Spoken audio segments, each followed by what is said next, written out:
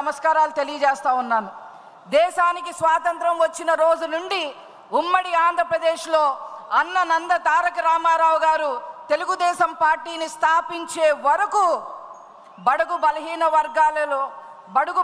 వర్గాలు బానిస వర్గాలుగానే మిగిలిపోయాయి.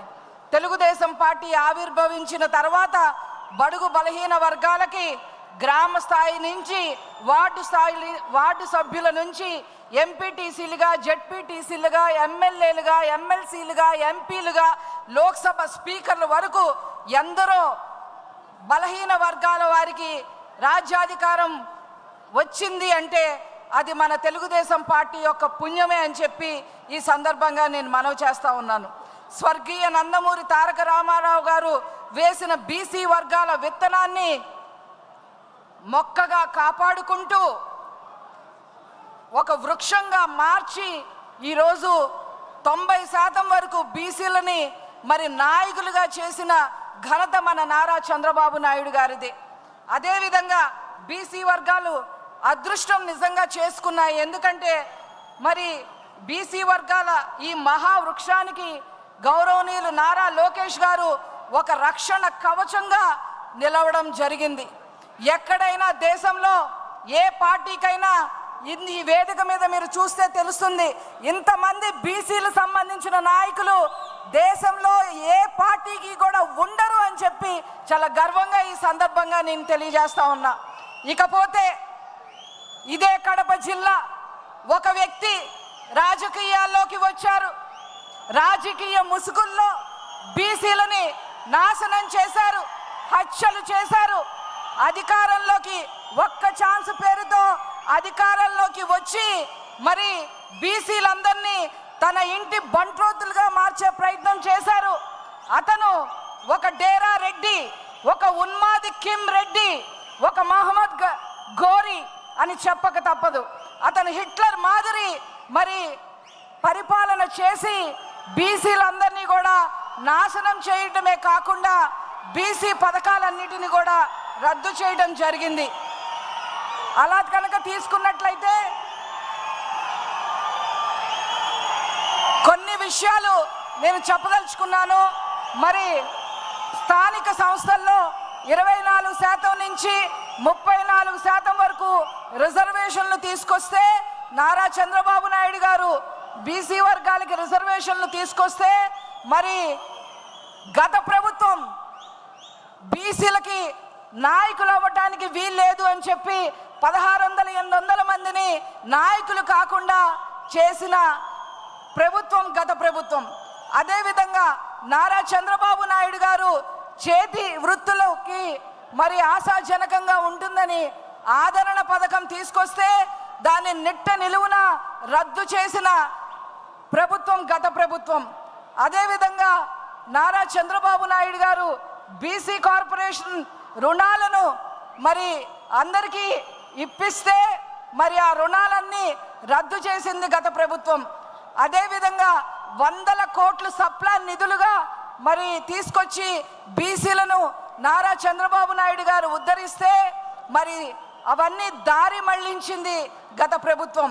అదేవిధంగా చంద్రబాబు గారు మొదలుపెట్టిన బీసీ భవనాలు కానీ, కమ్యూనిటీ హాల్ను కానీ ఏవి కూడా గత ప్రభుత్వం ముందుకు తీసుకెళ్లలేదు. విదేశీ విద్య సైతం మరి పక్కన పెట్టింది గత ప్రభుత్వం. మరి అంతేకాకుండా 30 పైన నారా చంద్రబాబు నాయుడు గారు ఏవైతే బీసీల కోసం పథకాలు తీసుకొచ్చారో వాటన్నిటినీ రద్దు చేసింది గత ప్రభుత్వం. ఇదిగో నా దగ్గర ఈ పేపర్ ఉంది. ఇది కనుక నేను చదవటం మొదలు పెడితే దాదాపు 2 రోజులు అవుతుంది. టైం సరిపోదు కాబట్టి నేను అవన్నీ చెప్పట్లేదు. 30 పైన మరి పథకాలని గత ప్రభుత్వం రద్దు చేసింది.